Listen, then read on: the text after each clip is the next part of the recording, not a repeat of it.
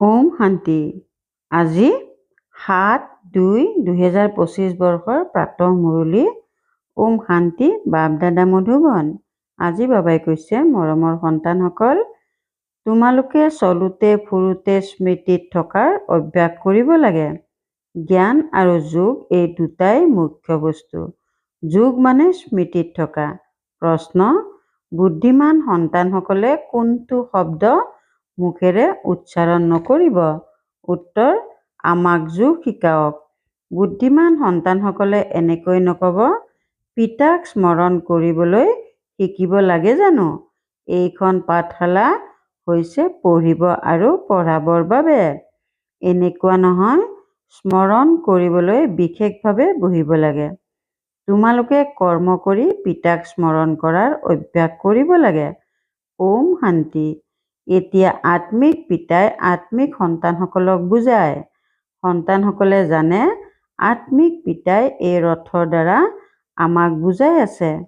এতিয়া যিহেতু তেওঁৰ সন্তান হোৱা, সেয়েহে পিতাক অথবা কোনো ভাই বা ভনীক যদি কোৱা যে মোক বাবাক স্মৰণ কৰিবলৈ শিকোৱা, এইটো ভুল হৈ যায়। তোমালোকতো কোনো সৰু শিশুটো নোহোৱা নহয়। এয়াতো জানা যে মুখ্য হৈছে আত্মা। আত্মাটো হ'ল অবিনাশী, শৰীৰ হ'ল বিনাশী। ডাঙৰটো আত্মাই হ'ল নহয়। অজ্ঞান কালত এই জ্ঞান কাৰো নাথাকে যে আমি আত্মা, শৰীৰৰ দ্বাৰা কথা কওঁ। দেহ অভিমানত আহিহে কয়, মই এয়া কৰোঁ। এতিয়া তোমালোক আত্মা অভিমানী হৈছা। তোমালোকে জানা আত্মাই কয়, মই এই শৰীৰৰ দ্বাৰা কথা কওঁ, কৰ্ম কৰোঁ। আত্মা হৈছে পুৰুষ, পিতাই বুজায়। এই কথাষাৰ বহুতৰে মুখত শুনা যায়। বহুতে কয়, আমাক যোগত বহুৱাওক। সন্মুখত এজন বহে এইটো খেয়ালেৰে যে আমিও পিতাৰ স্মৃতিত বহোঁ। এওঁ বহক। কিন্তু পাঠশালাতো এইটো কামৰ বাবে নহয়। পাঠশালা হৈছে পঢ়াৰ বাবে। বাকী এনেকুৱা নহয় যে কেৱল ইয়াত বহিহে তোমালোকে স্মৰণ কৰিব লাগে। পিতাইতো বুজাইছে, চলোতে ফুৰোতে উঠোতে বহোতে পিতাক স্মৰণ কৰা।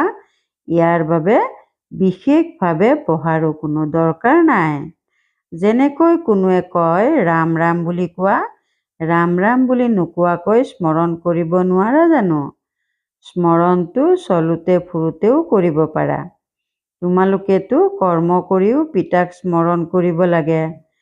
প্ৰেমিকাই প্ৰেমিকক বিশেষভাৱে বহি ইজনে সিজনক স্মৰণ নকৰে। পেচাগত কাম-কাজ আদি সকলো কৰিব লাগে। সকলো কৰি নিজৰ প্ৰেমিকক স্মৰণ কৰি থাকা।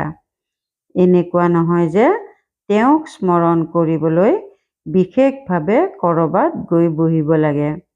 তোমালোক সন্তানসকলে গীত বা কবিতা আদি শুনোৱা, সেয়েহে বাবাই কৈ দিয়ে এয়া ভক্তি মাৰ্গৰ। তেওঁলোকে কয়ো শান্তি দিওঁতা, সেয়াতো পৰমাত্মাকে স্মৰণ কৰে, শ্ৰীকৃষ্ণক নহয়। ড্ৰামা অনুসৰি আত্মা অশান্ত হৈ গৈছে। সেয়েহে পিতাক মিনতি কৰে, কিয়নো তেওঁ হৈছে শান্তি, সুখ, জ্ঞানৰ সাগৰ। জ্ঞান আৰু যোগ মুখ্য দুটা বস্তু। যোগ মানে স্মৃতিত থকা। তেওঁলোকৰ হঠযোগ একেবাৰেই বেলেগ।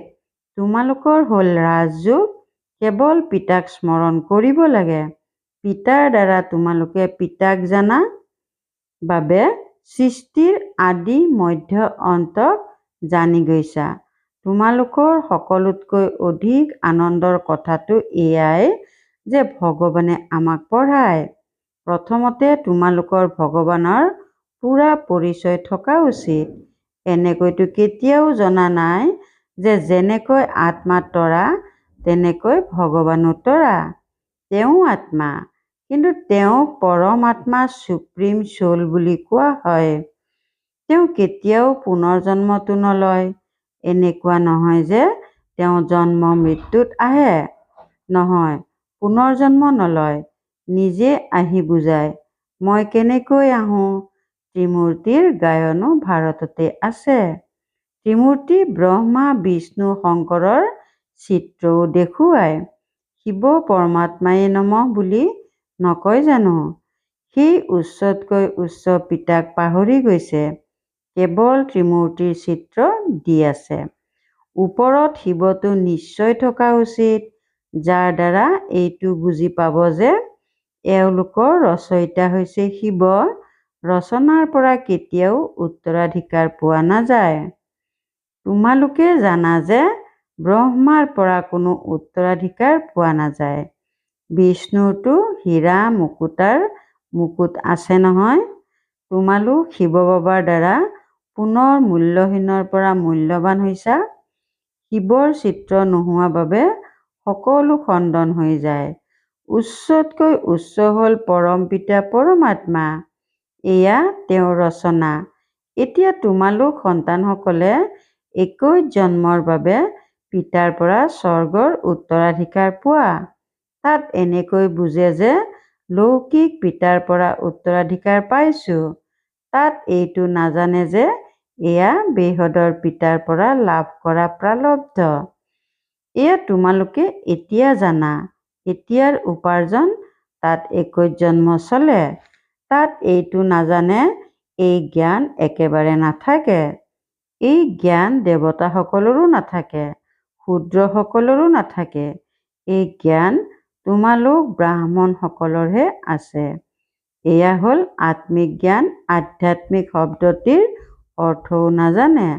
ডাক্তৰ অৱ ফিলচফি অৰ্থাৎ ডক্টৰেট বুলি কয়। ডাক্তৰ অৱ স্পিৰিচুৱেল নলেজ অৰ্থাৎ আধ্যাত্মিক জ্ঞানৰ ডক্টৰেট একমাত্ৰ পিতাই হয়। পিতাক চাৰ্জন বুলিও কোৱা হয়। সাধু সন্ন্যাসী আদি কোনো চাৰ্জন নহয়। বেদ শাস্ত্ৰ আদি পঢ়াসকলক জানো ডক্তৰ বুলি কোৱা হয়? যদিও বা উপাধিও দি দিয়ে, কিন্তু বাস্তৱত এজন পিতাই হৈছে আত্মিক চাৰ্জন, যিয়ে আত্মাক ইনজেকশ্যন অৰ্থাৎ বেজী দিয়ে। সেয়া হ'ল ভক্তি। তেওঁলোকক ডাক্তৰ অৱ ভক্তি বুলি কোৱা উচিত, যিয়ে কেৱল শাস্ত্ৰৰ জ্ঞান দিয়ে। তাৰ পৰা কোনো লাভ নহয়, অৱনতিয়েই হৈ থাকে। তেন্তে তেওঁলোকক ডাক্তৰ বুলি কেনেকৈ ক'বা? ডাক্তৰেতো উপকাৰ কৰে নহয়। এই পিতাটো হৈছে অবিনাশী জ্ঞান চাৰ্জন। যোগ বলৰ দ্বাৰা তোমালোক সৰ্বদা নিৰোগী হোৱা। এয়াতো তোমালোক সন্তানসকলেহে জানা। বাহিৰত থকাসকলে কি জানিব? তেওঁক অবিনাশী চাৰ্জন বুলি কোৱা হয়। আত্মাত যি বিকাৰৰ খাট পৰিছে, সেয়া আঁতৰ কৰা, পতিতক পাৱন কৰি সদ্গতি দিয়া। পিতাৰ এই শক্তি আছে। সৰ্বশক্তিমান পতিত পাৱন হৈছে একমাত্ৰ পিতা। সৰ্বশক্তিমান বুলি কোনো মনুষ্যক ক'ব নোৱাৰি। তেন্তে পিতাই কোনটো শক্তি দেখুৱায়? সকলোকে নিজৰ শক্তিৰে সদ্গতি দি দিয়ে। তেওঁক ডাক্তৰ অৱ স্পিৰিচুৱেল নলেজ বুলি কোৱা হ'ব। ডাক্তৰ অৱ ফিলচফি এনেকুৱাতো অনেক মনুষ্য আছে। স্পিৰিচুৱেল ডক্তৰ এজনেই। সেয়েহে এতিয়া পিতাই কয়, নিজক আত্মা বুলি বুজি মোক পিতাক স্মৰণ কৰা আৰু পবিত্ৰ হোৱা। মই আহিছোঁৱেই পবিত্ৰ সৃষ্টি স্থাপনা কৰিবলৈ। তোমালোক আকৌ পতিত কিয় হোৱা? পাৱন হোৱা, পতিত নহ'বা। সকলো আত্মাৰ প্ৰতি পিতাৰ নিৰ্দেশনা হৈছে গৃহস্থালীত থাকি পদুম ফুলৰ নিচিনা পবিত্ৰ হৈ থাকা। বাল ব্ৰহ্মচাৰী হোৱা, তেতিয়া আকৌ পবিত্ৰ সৃষ্টিৰ মালিক হৈ যাবা। ইমান জন্ম যি পাপ কৰিছা, এতিয়া মোক স্মৰণ কৰিলে পাপ ভস্ম হৈ যাব।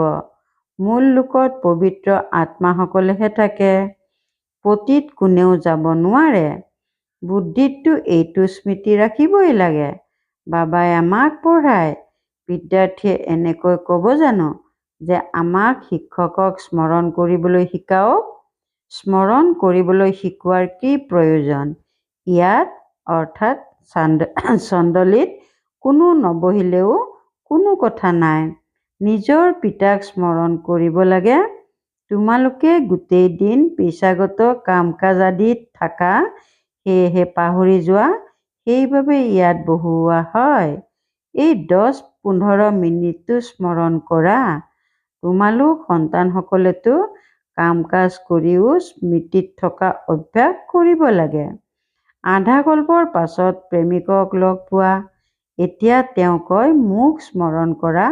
তেতিয়া তোমালোক আত্মাৰ পৰা খাদ অৰ্থাৎ বিকাৰৰ লেপ আঁতৰি যাব আৰু তোমালোক বিশ্বৰ মালিক হৈ যাবা। তেন্তে কিয়নো স্মৰণ কৰিব নালাগে? স্ত্ৰীক যেতিয়া বন্ধনত বান্ধে তেতিয়া তেওঁ কয়, পতি তোমাৰ গুৰু, ঈশ্বৰ সকলো। কিন্তু তথাপি তেওঁতো মিত্ৰ, সম্বন্ধীয়, গুৰু আদি বহুতকে স্মৰণ কৰে। সেয়াতো দেহধাৰীৰ স্মৃতি হৈ গ'ল। এওঁতো পতিত সকলোৰো পতি। তেওঁক স্মৰণ কৰিব লাগে। কিছুমানে কয়, আমাক সন্মুখত বহি যোগাভ্যাস কৰাওক। কিন্তু তাৰ পৰা কি হ'ব? 10 মিনিট ইয়াত বহিলেও এনেকৈ নাভাবিবা যে কোনোবাই একৰহ হৈ বহে। ভক্তি মাৰ্গত কাৰোবাৰ পূজা কৰিবলৈ বহিলে তেতিয়া বুদ্ধি বহুত ইফালে সিফালে গৈ থাকে। ঐকান্তিক ভক্তি কৰোঁতাসকলৰ এইটোৱেই চিন্তা থাকে যে আমাৰ সাক্ষাৎকাৰ হওক, এইটো আশাতেই বহি থাকে। এজনৰ প্ৰেমত লীন হৈ যায়, তেতিয়া সাক্ষাৎকাৰ হয়। ইয়াকে ঐকান্তিক ভক্তি বুলি কোৱা হয়। সেই ভক্তি প্ৰেমিক প্ৰেমিকাৰ দৰে খাওঁতে লওঁতে বুদ্ধিত স্মৃতিত থাকে। তাত বিকাৰৰ কথা নাথাকে। শৰীৰৰ প্ৰতি প্ৰেম জাগি উঠে। এজনে আনজনক নেদেখাকৈ থাকিব নোৱাৰে। এতিয়া তোমালোক সন্তানসকলক পিতাই বুজাইছে, মোক স্মৰণ কৰিলে তোমালোকৰ বিকৰ্ম বিনাশ হ'ব। কেনেকৈ তোমালোকে 84 জন্ম লৈছা? বীজক স্মৰণ কৰিলে গোটেই বৃক্ষ স্মৃতিলৈ আহি যায়। এয়া বিভিন্ন ধৰ্মৰ বৃক্ষ নহয় জানো? এয়া কেৱল তোমালোকৰ বুদ্ধিতহে আছে যে ভাৰত গল্ডেন এজত অৰ্থাৎ স্বৰ্ণিম যুগত আছিল। এতিয়া আইৰণ এজত অৰ্থাৎ লৌহ যুগত আছে। এই ইংৰাজী শব্দবোৰ ভাল। ইয়াত অৰ্থ ভালকৈ ওলায়। আত্মা খাঁটি সোণ হয়, পাছত তাত খাদ পৰে। এতিয়া একেবাৰে মিছা হৈ গৈছে। ইয়াক কোৱা হয় সোণালী যুগী। আত্মা লৌহযুগী হৈ যোৱা বাবে অলংকাৰো অৰ্থাৎ শৰীৰো এনেকুৱা হৈ গৈছে। এতিয়া পিতাই কয়, মই পতিত পাৱন মামেকম স্মৰণ কৰা। তোমালোকে মোক আহ্বান জনোৱা, হে পতিত পাৱন আহক। মই কল্পই কল্পই আহি তোমালোকক এই যুক্তি শুনাওঁ। মনমনা ভৱ, মধ্যাজীৱ ভৱ অৰ্থাৎ স্বৰ্গৰ মালিক হোৱা।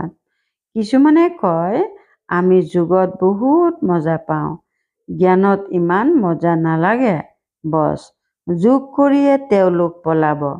যোগেই ভাল লাগে। তেওঁলোকে কয়, আমাকতো শান্তি লাগে।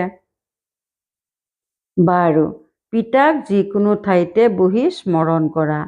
স্মৰণ কৰি কৰি তোমালোক শান্তিধামলৈ গুচি যাবা। এই ক্ষেত্ৰত যোগ শিকোৱাৰ কথাই নাই। পিতাক স্মৰণ কৰিব লাগে।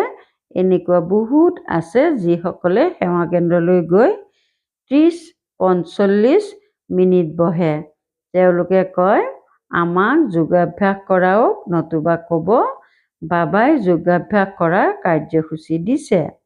ইয়াত বাবাই কয়, চলোতে ফুৰোতে স্মৃতিত থকা, একেবাৰে নকৰাতকৈ বহাটোৱেই ভাল।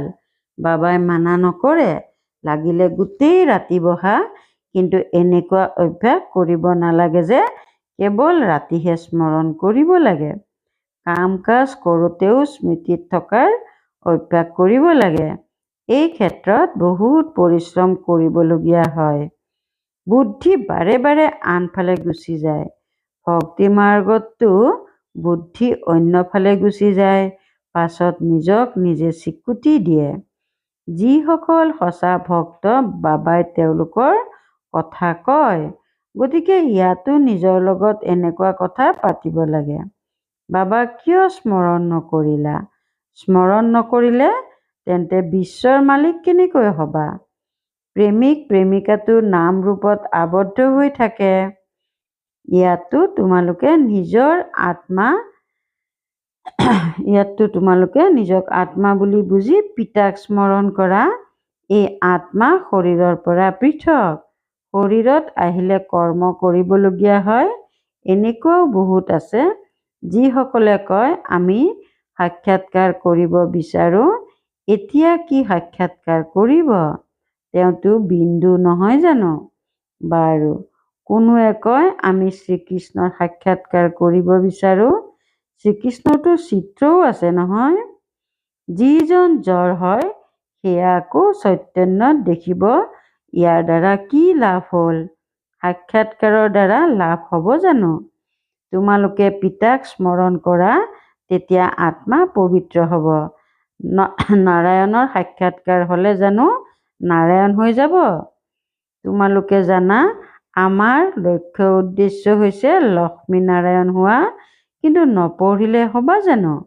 পঢ়ি বুদ্ধিমান হোৱা, প্ৰজাও তৈয়াৰ কৰা, তেতিয়া লক্ষ্মীনাৰায়ণ হ'বা। পৰিশ্ৰম কৰিবলগীয়া হ'ব। সন্মান সহকাৰে উত্তীৰ্ণ হোৱা উচিত, যাতে ধৰ্মৰজাৰ শাস্তি খাবলগীয়া নহয়। এয়া মুৰব্বী সন্তানো লগত আছে। এওঁ কয় তোমালোক তীব্ৰ বেগত যাব পাৰা। বাবাৰ ওপৰততো কিমান বোজা আছে। গোটেই দিন কিমান খেয়াল কৰিবলগীয়া হয়। মই ইমান স্মৰণ কৰিব নোৱাৰোঁ। ভোজন কৰোঁতে অলপ সময় স্মৃতি থাকে, পুনৰ পাহৰি যাওঁ। ভাবোঁ বাবা আৰু মই একেলগে খোজকাঢ়ি আছোঁ। খোজ কাঢ়োতে কাঢ়োতে বাবাক পাহৰি যাওঁ। সহজে পিছলি যোৱা বস্তু হয় নহয়, স্মৃতি বাৰে বাৰেই পিছলি যায়। এই ক্ষেত্ৰত বহুত পৰিশ্ৰম কৰিবলগীয়া হয়। স্মৃতিৰ দ্বাৰাহে আত্মা পবিত্ৰ হ'ব লাগে। বহুতক পঢ়ালে তেতিয়া উচ্চ পদ পাবা। যিসকলে ভালদৰে বুজি পায় তেওঁলোকে ভাল পদ পাব। প্ৰদৰ্শনীত কিমান প্ৰজা তৈয়াৰ হয়। তোমালোক প্ৰত্যেকে লাখ লাখৰ সেৱা কৰিবা। আকৌ নিজৰ অৱস্থাও এনেকুৱা হোৱা উচিত। কৰ্মাতীত অৱস্থা হৈ গ'লে তেতিয়া শৰীৰ নাথাকিব। আগলৈ গৈ তোমালোকে বুজিবা। এতিয়া যুদ্ধ তীব্ৰ হৈ যাব। তাৰ পাছত অনেকে তোমালোকৰ ওচৰলৈ আহি থাকিব। মহিমা বাঢ়ি গৈ থাকিব। অন্ত সময়ত সন্ন্যাসীসকলো আহিব। পিতাক স্মৰণ কৰিবলৈ লাগি যাব। তেওঁলোকৰ ভূমিকাই হ'ল মুক্তিধামলৈ যোৱা। জ্ঞানটো নল'ব। তোমালোকৰ বাৰ্তা সকলো আত্মালৈকে যাব লাগে। বাতৰি কাকতৰ দ্বাৰা বহুতে শুনিব, কিয়নো গাঁও আছে। সকলোকে বাৰ্তা দিব লাগে। বাৰ্তাবাহক পয়গম্বৰ তোমালোকেই হোৱা। পতিতৰ পৰা পাৱন কৰি তোলোতা পিতাৰ বাহিৰে আন কোনো নাই। এনেকুৱা নহয় যে ধৰ্ম প্ৰতিষ্ঠাপকে কাৰোবাক পাৱন কৰি তোলে। তেওঁলোকৰ ধৰ্মটো বৃদ্ধি পাব লাগে। তেওঁলোকে উভতি যোৱা ৰাস্তা কেনেকৈ দেখুৱাব? সকলোৰে সদ্গতিদাতা এজনেই। তোমালোক সন্তানসকল এতিয়া পবিত্ৰ নিশ্চয় হ'ব লাগে। বহুত আছে যি পবিত্ৰ হৈ নাথাকে। কাম মহাশত্ৰু হয় নহয়। ভাল ভাল সন্তানসকলো বাগৰি পৰে। কুদৃষ্টিও কাম বিকাৰৰে অংশ। এই কাম বিকাৰ বৰ চৈতান। পিতাই কয় ইয়াৰ ওপৰত বিজয়ী হোৱা, তেতিয়া জগতজিত হৈ যাবা। ভাল বাৰু। অতি মৰমৰ কল্পৰ পাছত পুনৰাই মিলিত হোৱা সন্তানসকলৰ প্ৰতি মাতা পিতা বাপ দাদাৰ স্নেহপূৰ্ণ স্মৰণ আৰু সুপ্ৰভাত। আত্মিক পিতা আত্মিক সন্তানসকলক নমস্কাৰ। ধাৰণাৰ বাবে মুখ্য সাৰ ১ নম্বৰ, কাম কাজ কৰিও স্মৃতিত থকাৰ অভ্যাস কৰিব লাগে। পিতাৰ লগত যাবলৈ বা পাৱন নতুন সৃষ্টিৰ মালিক হ'বলৈ পবিত্ৰ নিশ্চয় হ'ব লাগে। ২ নম্বৰ, উচ্চ পদ পাবৰ কাৰণে বহুতৰে সেৱা কৰিব লাগে। বহুতকে পঢ়াব লাগে। বাৰ্তাবাহক হৈ এইটো বাৰ্তা সকলোলৈকে পঠিয়াব লাগে। বৰদান: স্নেহৰ কোলাত আন্তৰিক সুখ আৰু সৰ্বশক্তিৰ অনুভৱ কৰোঁতা যথাৰ্থ পুৰুষাৰ্থী হোৱা। স্নেহৰ কোলাত আন্তৰিক সুখ আৰু সৰ্বশক্তিৰ অনুভৱ কৰোঁতা যথাৰ্থ পুৰুষাৰ্থী হোৱা। যিসকল যথাৰ্থ পুৰুষাৰ্থী তেওঁলোকে কেতিয়াও পৰিশ্ৰম বা ভাগৰৰ অনুভৱ নকৰে, সদায় স্নেহত মতলীয়া হৈ থাকে। তেওঁলোকে সংকল্পৰেও সমৰ্পিত হোৱাৰ কাৰণে অনুভৱ কৰে যে বাপ দাদাই চলাই আছে। পৰিশ্ৰম কৰাৰ ভৰিৰে আগ নাবাঢ়ে, কিন্তু স্নেহৰ কোলাত চলি আছে। স্নেহৰ কোলাত সৰ্বপ্ৰাপ্তিৰ অনুভৱ হোৱাৰ কাৰণে তেওঁলোক ভৰিৰে আগ নাবাঢ়ে, কিন্তু সদায় আনন্দত, আন্তৰিক সুখত, সৰ্বশক্তিৰ অনুভৱেৰে উৰি থাকে। শ্লোগান: নিশ্চয়তা ৰূপী আধাৰ দৃঢ় হ'লে শ্ৰেষ্ঠ জীৱনৰ অনুভৱ স্বত হয়। নিশ্চয়তা ৰূপী আধাৰ দৃঢ় হ'লে শ্ৰেষ্ঠ জীৱনৰ অনুভৱ স্বত হয়। ওম শান্তি।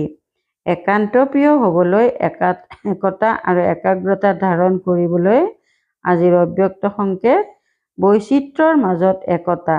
গতিকে বাস্তৱত অনেক দেশ, অনেক ভাষা, অনেক ৰূপ ৰং, কিন্তু বৈচিত্ৰ্যৰ মাজতো সকলোৰে অন্তৰত একতা আছে নহয়।